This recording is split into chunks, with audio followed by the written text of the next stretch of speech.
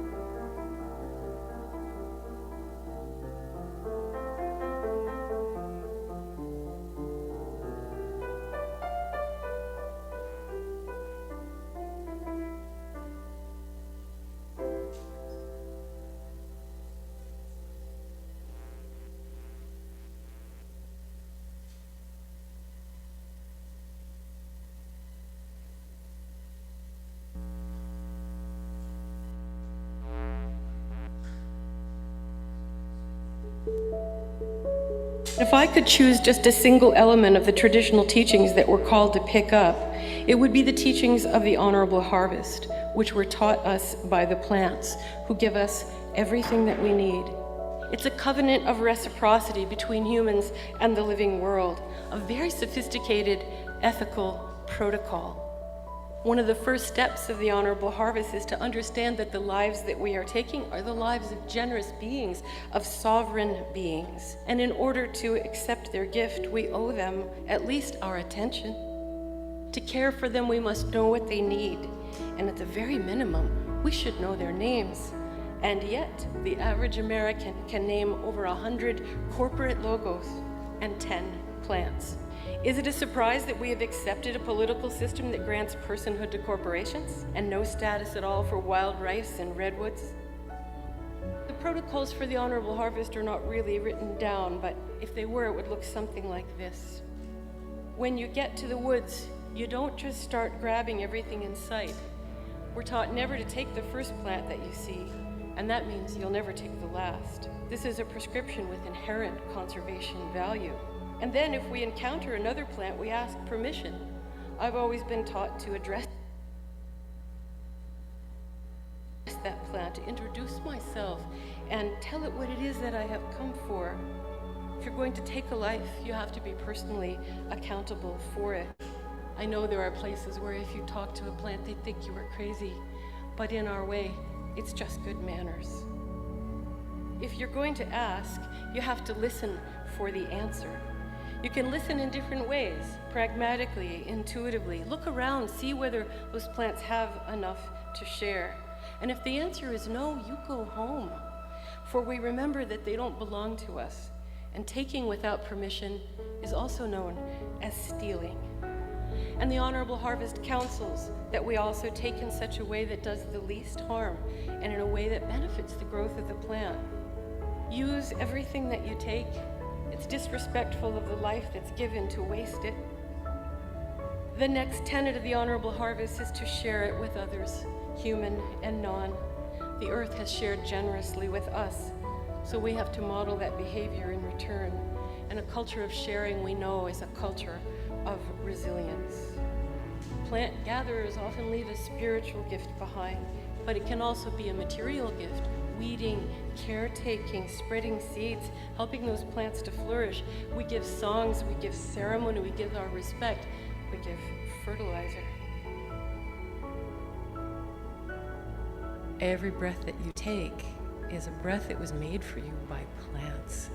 And the water that you drink, whether you're in an urban setting, whether you're on a remote mountaintop, we still are recipients of those gifts. And if we take the time to be grateful, that brings us into that state of humility, of understanding that we are not at the top of a biological hierarchy, that in fact we are the younger brothers of creation.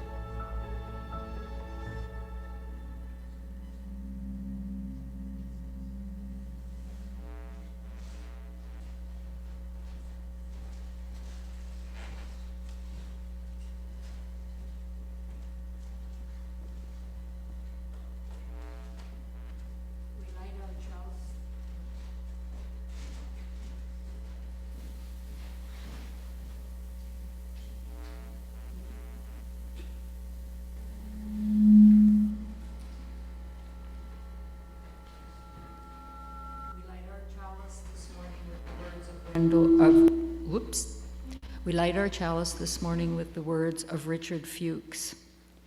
For the sun and the dawn which we did not create, for the moon and the evening which we did not make, for food which we plant but cannot grow, for friends and loved ones we have not earned and cannot buy, for this gathered company which welcomes us as we are from wherever we have come, for all things which come to us as gifts of being from sources beyond ourselves, gifts of life and love and friendship, we lift up our hearts in thanks this day.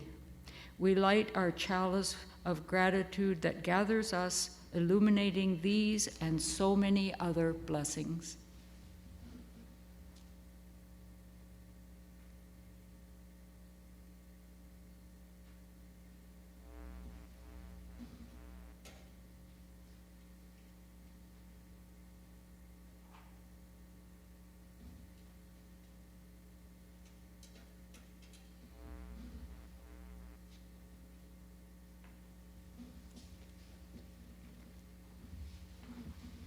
Good morning, friends. Good morning. I invite us all to rise in body or in spirit as we sing together our first hymn of the morning, Gather the Spirit.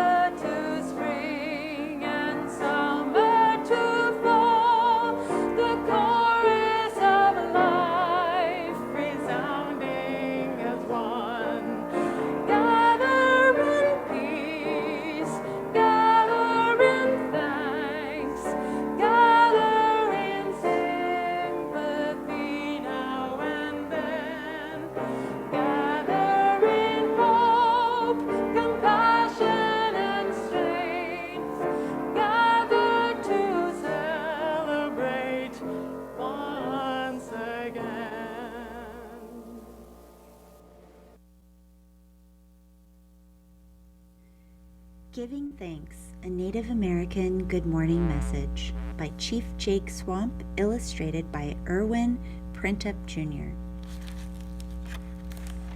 Author's Note: the words in this book are based on the Thanksgiving address, an ancient message of peace and appreciation of Mother Earth and all her inhabitants.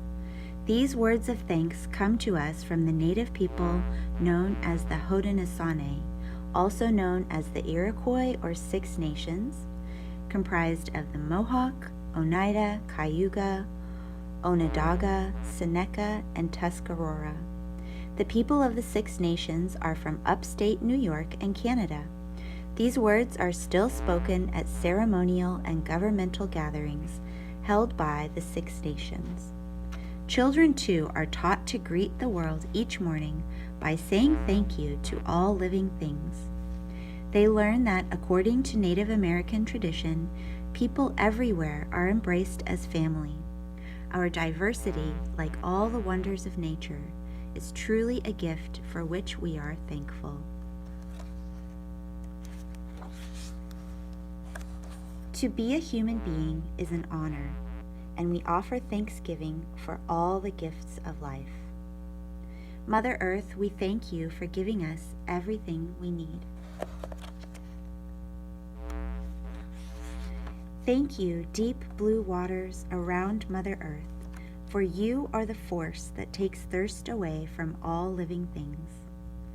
We give thanks to green grasses that feel so good against our bare feet, for the cool beauty you bring to Mother Earth's floor. Thank you, good foods from Mother Earth, our life sustainers, for making us happy when we are hungry. Fruits and berries, we thank you for your color and sweetness. We are all thankful to good medicine herbs for healing us when we are sick.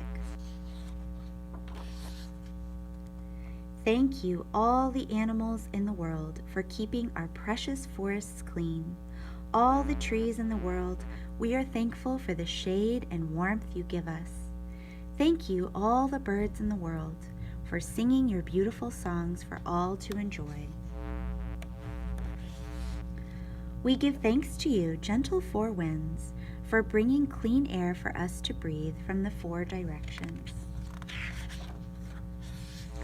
Thank you, Grandfather Thunder Beings, for bringing rains to help all living things grow. Elder Brother Sun, we send thanks for shining your light and warming Mother Earth. Thank you, Grandmother Moon, for growing full every month to light the darkness for children and sparkling waters. We give thanks, twinkling stars, for making the night sky so beautiful and for sprinkling morning dewdrops on the plants. Spirit protectors of our past and present, we thank you for showing us ways to live in peace and harmony with one another. And most of all, thank you, Great Spirit, for giving us all these wonderful gifts so we will be happy and healthy every day and every night. And this is the author, Chief Jake Swamp.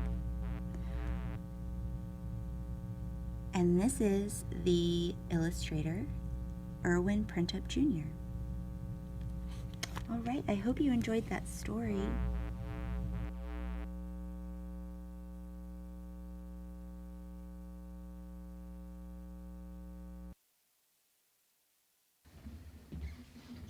Well, as much as I miss reading the story this morning, I thought that was a very nice story to share with all of you. I'm Sheila McMaster, Director of Religious Education here at the Calgary Unitarians, and my pronouns are she and her. And good morning! Good morning! Let's get some liveliness. Let's shake our arms. Woo! Yeah! All right, I like that. So in this time of gratitude and celebration and turning of the season, the children and youth are making a pumpkin craft to practice self-love and develop self-confidence, and it's called Believe in Yourself. A little bit of a wink to upcoming Halloween, and if you think the puns are done, you're wrong. So in that spirit, I have a couple pumpkin jokes. All right, the first one is, what do you get if you drop a pumpkin? Squash is correct. Squash is correct. And that links back to our Indigenous theme today because part of the three sisters is squash, corn, and beans that grow together, right? I've got a math joke now for all you smarty pants out there. You ready? What do you get if you divide the circumference of the pumpkin by its diameter? Pumpkin pie. Oh yeah, pumpkin pie. That's right. I have a smart group today. I love it. Love it. And why do pumpkins sit on the porch? Oh, this is a stumper, isn't it? It's the answer's really sad. Because they have no hands to knock. Oh, they want the candy. All right. And so I'm going to end today on a quote. It's a Cuero Apache prayer. It says, "Looking behind, I am filled with gratitude. Looking forward, I am filled with vision. Looking upward, I am filled with strength. And looking within, I discover peace." And now please join me as we sing our Flame of Light downstairs to the children and youth. We have a new children's recessional this morning, and I'm going to sing a little bit of this for you, and you're going to sing it back to me, and then we're going to sing it together, and over there, those are the words. This is by Kathleen Tracy, so I'll sing a bit, and then you sing it back. We hold you in our love as you go, as you go. May your heart be at peace as you go. Sing that back. We hold you in our love as you go, as you go. May your heart be at peace as you go.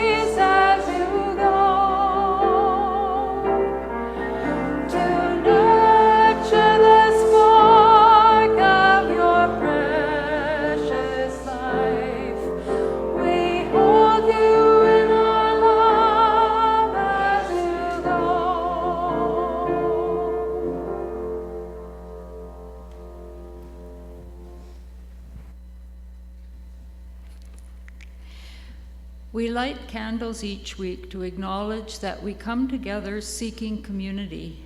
We come to share and explore the big questions of life. We come to find welcome and comfort.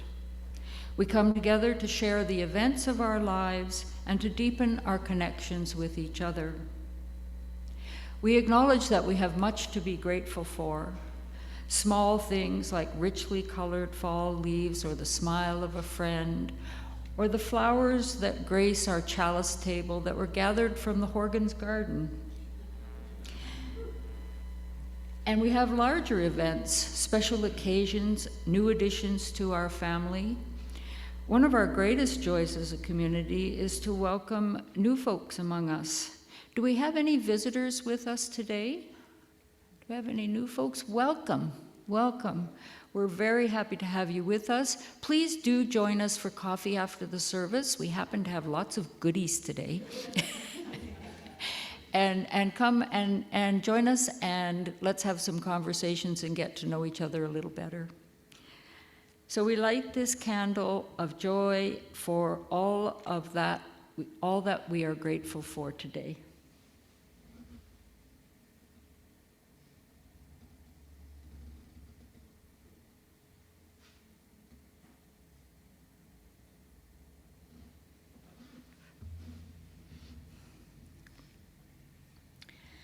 We light a second candle of comfort for the sorrows and concerns that we experience. Some we can speak about, others we hold in the silence of our hearts.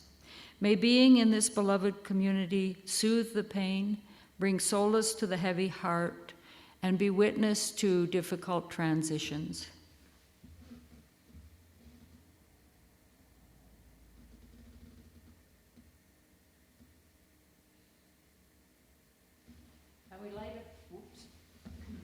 Forgot I don't have my ears on. We light a global candle.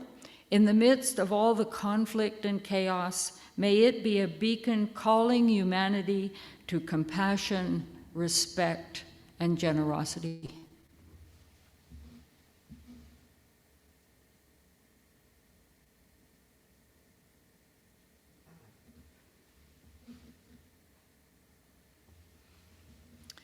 And now I'll invite you into a time of centering. We'll begin with some words by Wendell Berry, followed by a minute of silence and a musical response that will be by video. If we will have the wisdom to survive, to stand like slow-growing trees on a ruined place, renewing, enriching it, if we will make our seasons welcome here, asking not too much of the earth or heaven, then a long time after we are dead, the lives our lives prepare will live here. Their houses strongly placed upon the valley sides, fields and gardens rich in the windows. The river will run clear as we will never know it, and over it, birdsong like a canopy. On the levels of the hills will be green meadows, stockbells in noon shade. On the steeps where greed and ignorance cut down the old forests, an old forest will then stand, its rich leaf falling, drifting on its roots. The veins of forgotten springs will have opened. Families will be singing in the fields. In their voices, they will hear the music risen out of the ground. They will take nothing from the ground that they will not return, whatever the grief at parting. Memory, native to this valley, will spread over it like a grove, and memory will grow into legend, and legend into song, and song into sacrament. The abundance of this place, the songs of its people and its birds, will be health and wisdom and indwelling light. This is no paradisal dream. Its hardship is its possibility.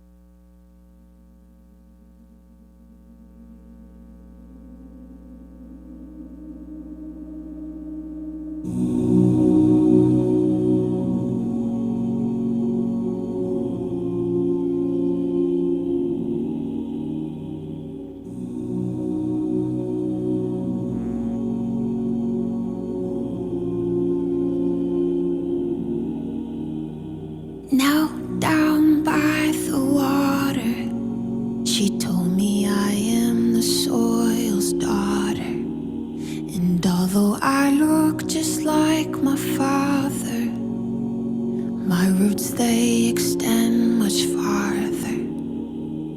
But we don't respect each other, although we depend on one another. And if we don't form a band of brothers, our strength will remain uncovered.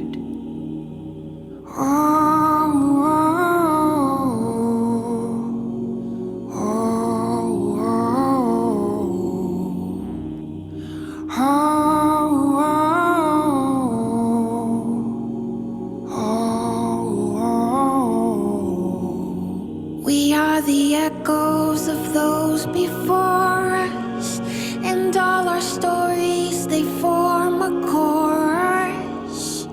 Our stage is the earth below us, but we destroy it till she can't hold us.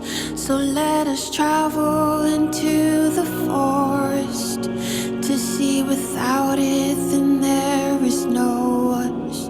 Become protectors of the waters, 'cause they will nourish our daughters.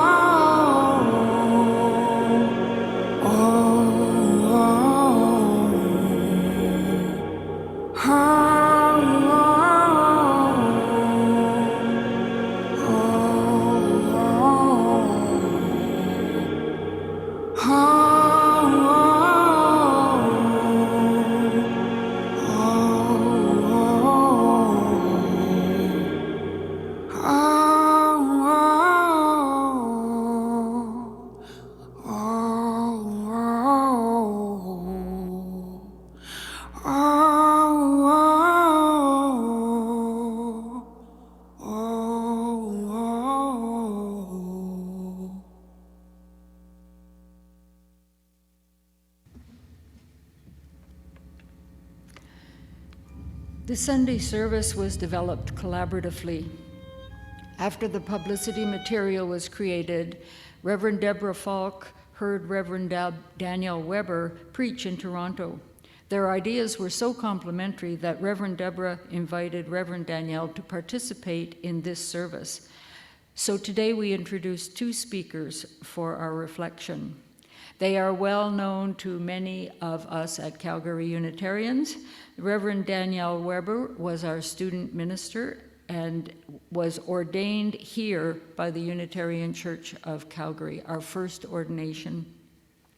Reverend Deborah Falk served us for many years and is currently our minister emerita as she enjoys her retirement, although we can see how busy she is. She enjoys her retirement in BC. So do enjoy this recorded reflection from Danielle and Deborah.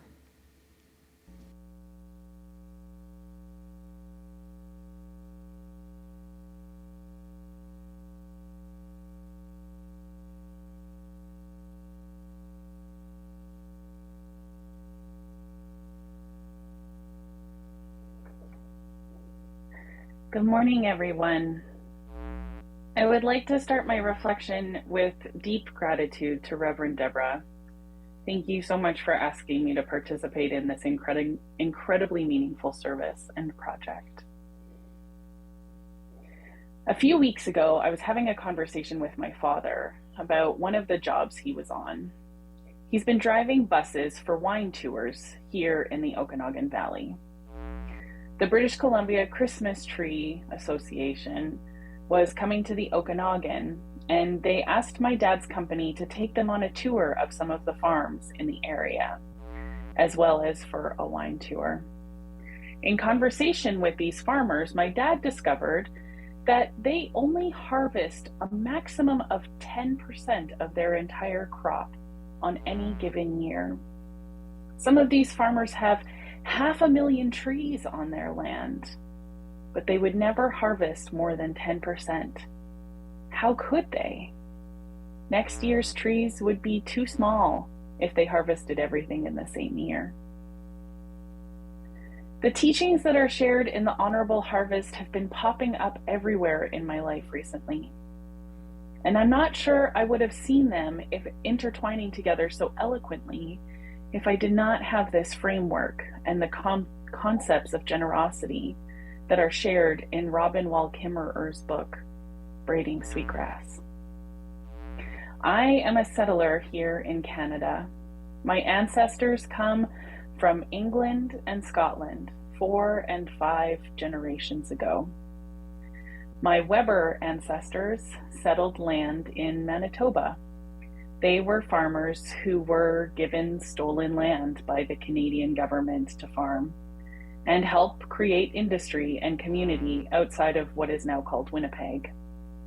My Bolt ancestors settled land in between Saskatoon and Regina, and I still have family members farming on land in both of these places, on land that was given us, stolen by the Canadian government and given away, as if land is something that we can own or control, 4 and 5 generations ago.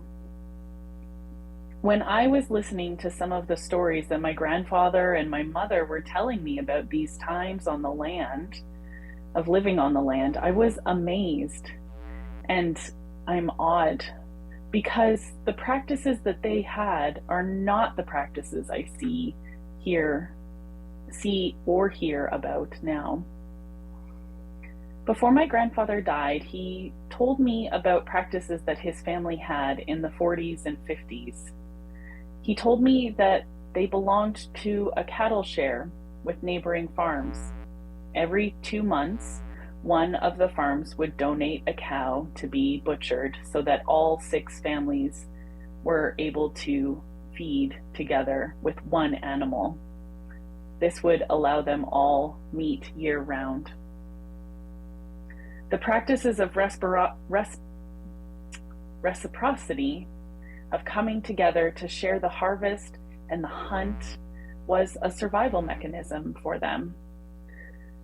The first electric deep freezers did not become part of society until the 1950s. So before this, my family would not have been able to keep the meat if they had to have only their own cows.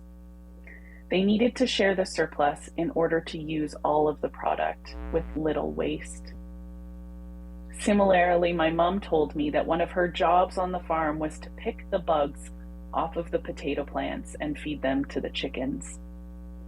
Pesticides had already been in regular use for decades when she was a teenager, but the chickens needed feed, and they loved those potato bugs. I've been trying to write all of these little tidbits down in a notebook, this notebook. It contains all of the tips and tricks for gardening and preserving that I've been learning over the last several years. As a kid, my family had a community plot when we were living in Regina. And after school pickup, we would walk by and water it, or pull weeds, or harvest something. And I have continued to garden right up until now. One note that I wrote down in my journal recently was about harvesting carrots. If you have ever planted carrots, you know that the seeds are really tiny, smaller than poppy seeds that you would have on a bagel. But the seeds need lots and lots of space because each seed grows one full carrot. So you plant your seeds, and when the green leaves push up through the earth, you have to thin them out so that there's enough room for the root vegetable.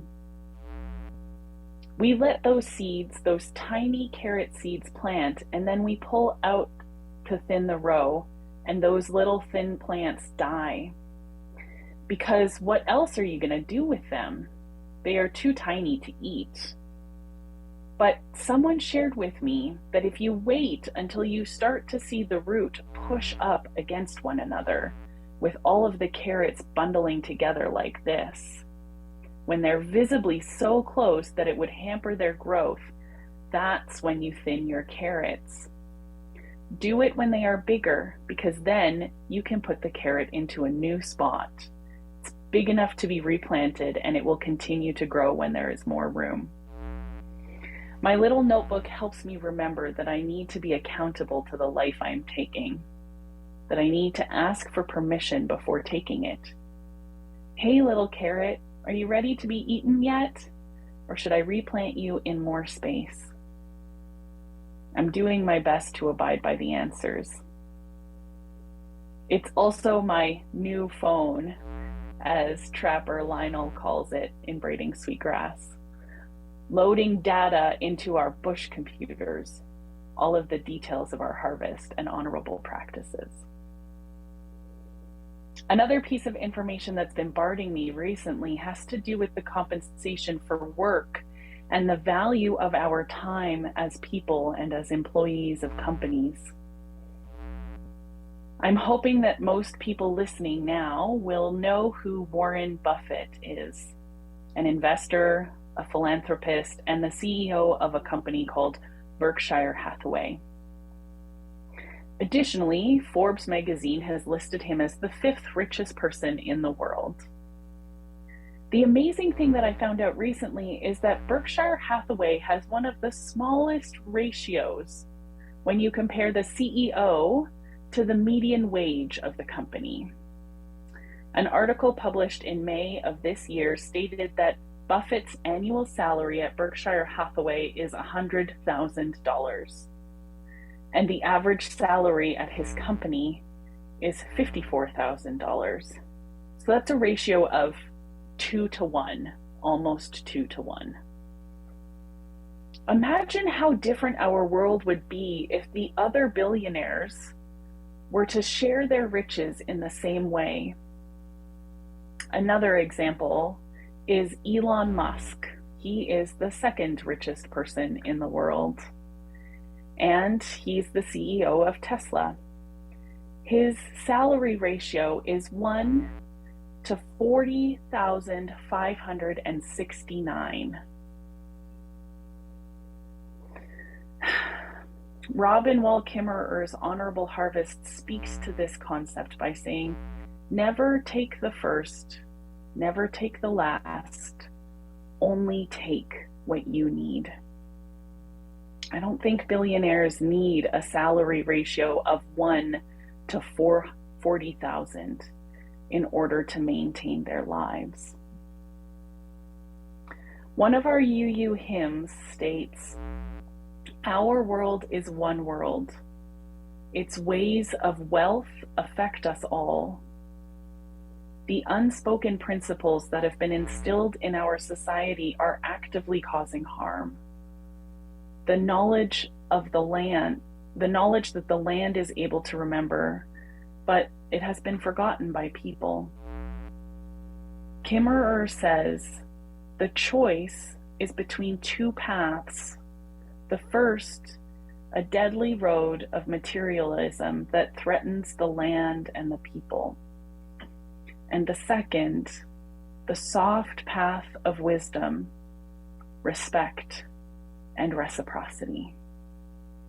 We have the ability to choose which path. We have the duty to make a choice.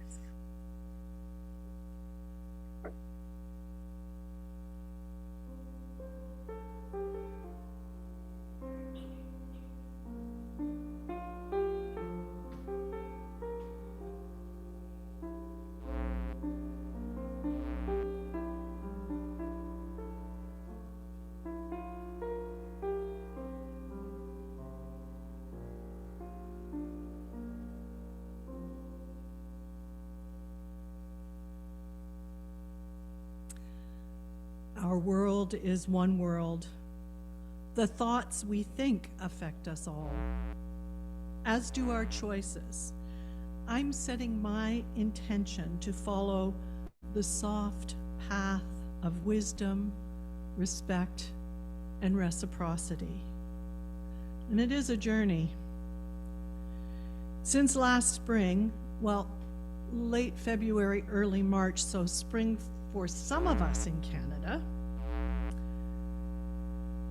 The idea of this project of meaning making in liminal times has been with me and has contributed significantly to, and in fact, directed that intention to walk the soft path of wisdom, respect, and reciprocity. As I sat in my early spring garden, pondering the project and a relevant topic to offer, I paused to watch a spider as it harvested a bug caught in the magnificent web it had woven. I was awed and humbled by the beauty of it all, the fullness of life and death, survival and creation captured in that scene, and the gift of my capacity to witness it, to feel a part of and profoundly connected to it all. Can I possibly even begin to give what I have received so abundantly from this experience of living?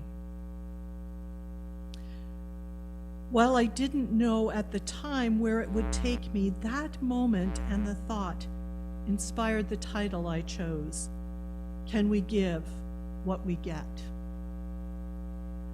I wondered how, with the current state of the world, with so much loss, so much uncertainty and change, so much that diminishes our sense of well-being and connection, while heightening our sense of scarcity and anxiety, how might I hang on to this profound sense of connection and gratitude? Gratitude, I feel, is a theological concept. The medieval thinker, writer, and teacher, Meister Erhard, is purported to have said, if the only prayer you ever say in your entire life is thank you, it will be enough.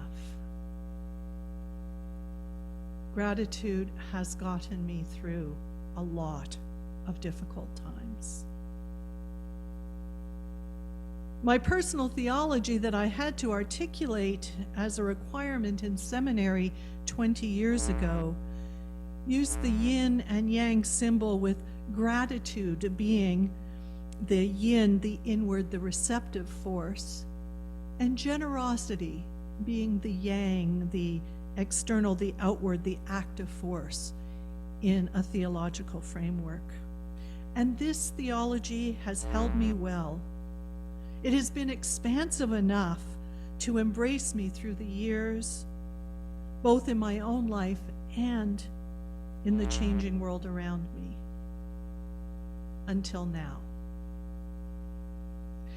One of the most wonderful things I think about our Unitarian Universalist faith tradition is the ability to change and expand our understanding as new awareness and insight comes to us. I'm very grateful for this. It's one of our aspirations to be theologically alive as we seek to be ever evolving in our understanding and open to new knowledge. Now, I still hold the theology of gratitude and generosity. However, there has been a deepening of my understanding. This has been evolving within me, of course, over the years. This project has been the catalyst for clarity and articulation of the what else. Gratitude and generosity continue to inform and direct my actions, and yet there has been a sense of something more. You know that the whole is greater than the sum of the parts adage, a phrase attributed, I think, to Aristotle. It comes to mind the whole that is greater than the parts of gratitude and generosity, at least for me in this point of my discernment, is reciprocity. For reciprocity, though defined often as merely an exchange, is more than giving and receiving. There is an energy created, an emergent energy, a beneficial and sustaining energy. In our opening words, the author and teacher Robert Wall Kimmerer speaks of the honorable harvest, a sophisticated ethical protocol, a covenant of reciprocity between humans and the living world. It may well have been reading her book, Braiding Sweetgrass, when it came out 10 years ago, that started this shift within me. My own theology is echoed in her words. She says, generosity is simultaneously a moral and a material imperative, especially among people who live close to the land and know its waves of plenty and scarcity, where the well-being of one is linked to the well-being of all. And these lines particularly were poignant for me. Wealth among traditional people is measured by having enough to give away. Wealth is measured by having enough to give away. Hoarding the gift, we become constipated with wealth, bloated with possessions, too heavy to join the dance. And then she says that in a culture of gratitude, everyone knows that gifts will follow the circle of reciprocity and flow back to you again. This time you give and next time you receive. Both the honor of giving and the humility of receiving are necessary halves of the equation, my yin-yang expressed. She says that the grass is the ring, in the ring is trodden down in a path from gratitude to reciprocity. We dance in a circle, not a line. Thank you, Robin. You might know the adage that once one commits, all manner of things rise in support or to magnify it. Well, I have been astounded with how this notion of reciprocity has shown up. Much like Danielle, it started to show up everywhere. And it has become, if you will, an orientation. There are libraries now where you can borrow more than books. You can borrow things, those things that are useful yet seldom needed. We do not need to own. This avoids, to some extent, that bloated with possessions. And shared ownership of homes and vehicles is becoming more and more common. The sharing economy has a name. It's necessary both for affordability as well as a choice of a way to live. I live in such a home. It is co-owned by 4 of us women, daily living out an ethic of sharing and striving for an honorable harvest lifestyle. One way is with gratitude, creating gardens for food and flowers, for both the beauty and as pollinators. One of our raised beds was built in the Hugel method, with branches at the bottom, then layers of leaves and coffee and straw, compost, then soil.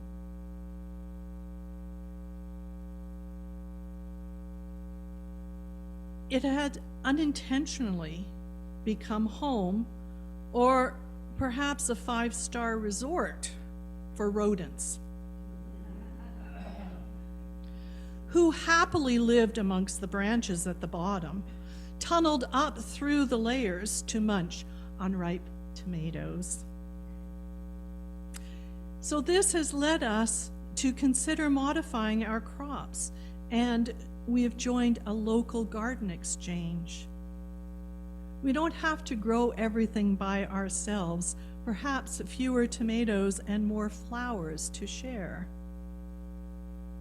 This adaptability is considered this considering of all beings is an aspect of the honorable harvest, and it reflects our faith's ability also to adapt to changing circumstances and understanding, as well as our expressed intention to affirm and promote the interdependent web of all existence of which we are a part. So many ways this concept of reciprocity shows up, some of them surprising to me. Now, I'm not usually a huge fan of randomly watching documentaries, but for some reason, thank you, universe, I watched an episode of The Blue Zone. I don't know if it's a series you've heard of, but researcher Dan Buettner, a National Geographic explorer and fellow and journalist, explores populations that experience both longevity and vitality. The episode I watched was about Okinawa, Japan. Relevant to this idea of reciprocity are the circle moais. It's M-O-A-I-S is how it's spelled. It's a sort of a social group. They were originally formed by pooling financial resources to help each other through hard times. But they have become now a key factor in the longevity of that population. Many of the folks there live into their 100. Centenarians, many, both healthy and resilient. It is through these connecting circles, these social circles, that provide social connection and healthy resilience, and boy, did they ever have fun together. Moai means meeting for a common purpose. And these folks seem to have been enjoying the company and honoring each other's passions as a common purpose. This echoes in part what Danielle was sharing about the group of farmers each harvesting only 1 cow per year and sharing, seeing each other through and not wasting, cooperating and collaborating. Generosity is simultaneously a moral and a material imperative. We are recognizing more and more how linked we are. We are facing global crisis. Not just individual, it's global. This is what's taken us into these liminal times. We see the devastation around the world in real time. How do we not numb to the reality and counter the doomsday narrative that is so prevalent? I think it's primarily by connecting, by deeply connecting with each other and with the world. The documentary also raised the issue of loneliness, so prevalent in our culture, as having an impact of decreasing life expectancy by 15 years. I don't know if that was a surprise to you. It was a little bit to me. It is supported by our, I think, culturally fierce sense of individualism. I can do it all by myself, thank you very much, and asking for help being seen as a sign of weakness. We need to share and receive and offer help to each other as an opportunity to connect and be part of the reciprocity circle. It's actually good for our health. I see our Unitarian Universalist congregations as moais, as circles of care and support, places to share and care. Another way that being part of a spiritual community adds to our quality of life, even perhaps to our health and longevity. We meet for common purpose and with shared values. The Honorable Harvest asks that we respect the beings that sustain us, take only what is needed and use all of what we take. To minimize harm, share, be grateful, and live a covenant of reciprocity. This will shape our Deeper Dive workshop on October 28th and how we might do it more actively in our lives. Danielle and I hope you will join us. Our Unitarian Universalist values and aspirations ask the same of us: to recognize the inherent worth and dignity of all persons, and here I add human and non-human persons. To dismantle barriers of inclusion, to be deeply connected, to be radically inclusive. The power of connection and relationship, of covenant, is the gift of our faith. Let me close as we began with words from Robin Wall Kimmerer. She says, we are all bound by a covenant of reciprocity. Plant breath for animal breath, winter and summer, predator and prey, grass and fire, night and day, living and dying. Water knows this. Clouds know this.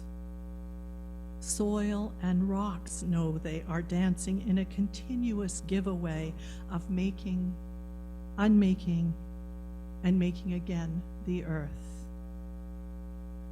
May it be so, and may we make it so, as we recognize that our world is one world. Please rise as the Spirit moves you to join in singing hymn number 134, Our World is One World.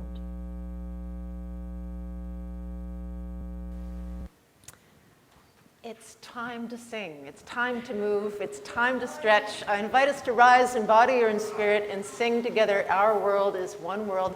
I'm going to play it through for you ones, because I know we've got lots of new folks in the room who may not know this one, so here's what it sounds like.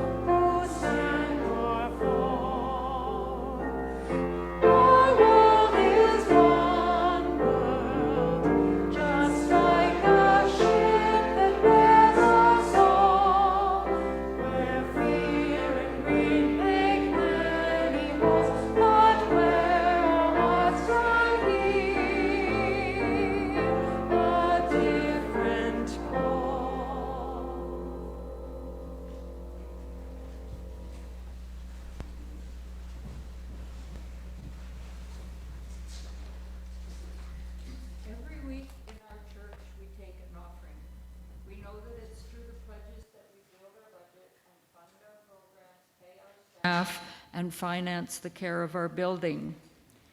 The offering is symbolic as well as practical.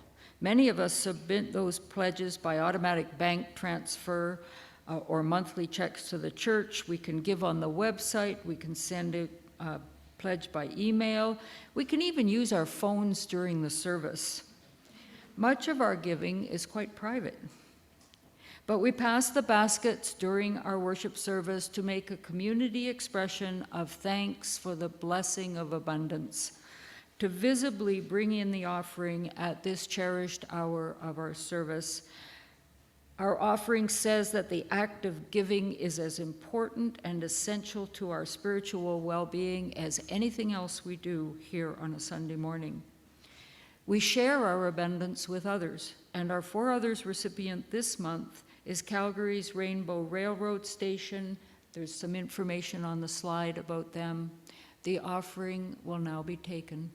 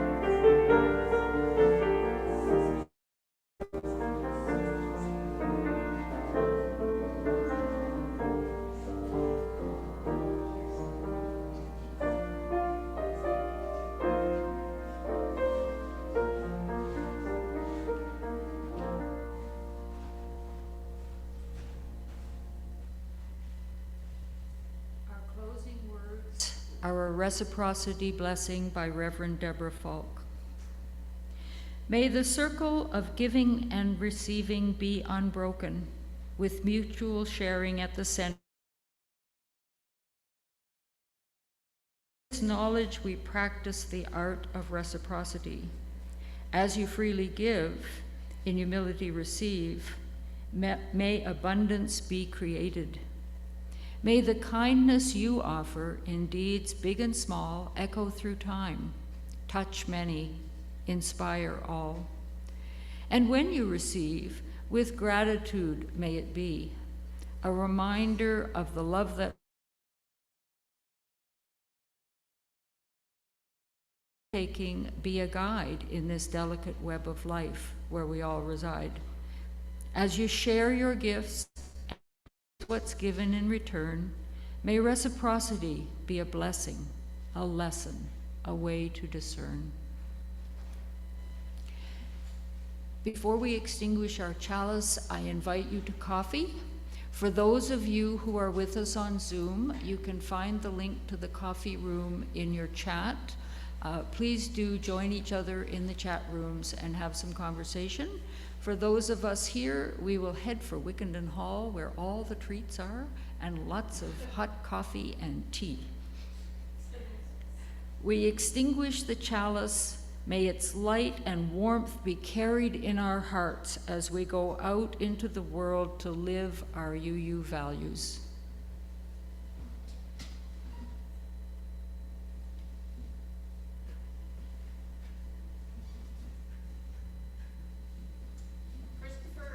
Don't want to skip this last hymn, so why don't we sing it?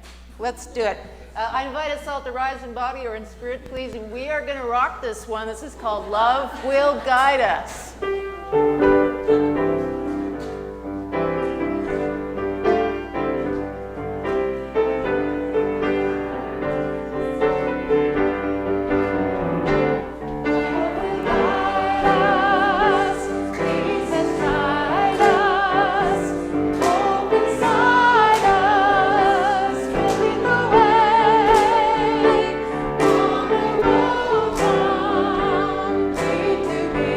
Thank you.